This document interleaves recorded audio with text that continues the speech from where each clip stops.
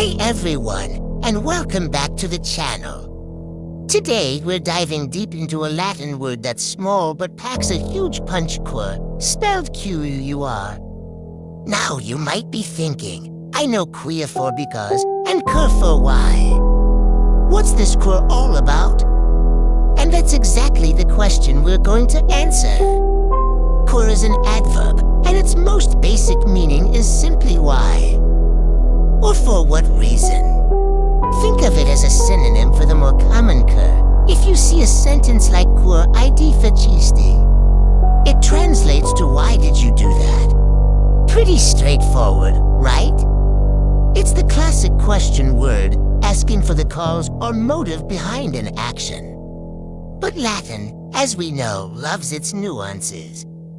Quur can also mean because or on account of which.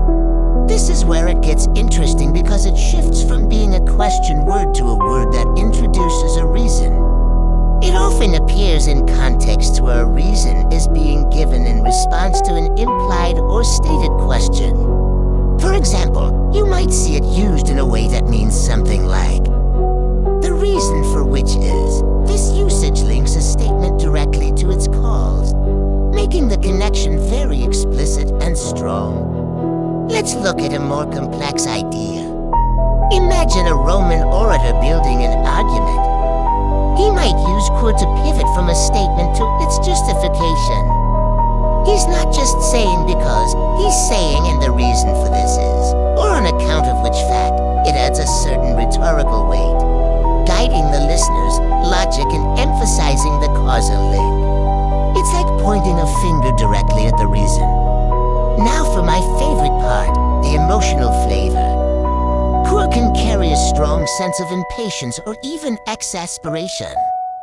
It's not just a neutral why. It's the why on earth. Or for what possible reason? Kind of why. Imagine a frustrated Roman general seeing his troops in disarray. He wouldn't just ask Quur. He might shout Quur, with all the frustration and disbelief packed into that one word. It's the kind of why that demands an immediate and very good explanation. It implies that the speaker can't fathom any logical reason for what's happening. So when you encounter Quur in a text, how do you know which meaning is intended? Context is everything. Is it at the beginning of a question? It's probably a simple why. Does it follow a statement and introduce an explanation? It likely means because or on account of which, and what's the tone of the passage? Is the speaker calm and inquisitive, or are they agitated and demanding? If it's the latter, you're probably looking at the impatient, exasperated Quur. To sum it all up, Quur is a wonderfully versatile little adverb. It can be a simple question, why? It can be a logical connector, because or on account of which, and it can be an emotional exclamation, for what reason? It's a great example of how a single Latin word can hold multiple layers of meaning, all revealed by the context in which it's used. So next time you're reading some Caesar or Cicero and you spot a Quur, take a moment to appreciate its power. It's more than just a question, it's a window into the logic and emotion of the speaker.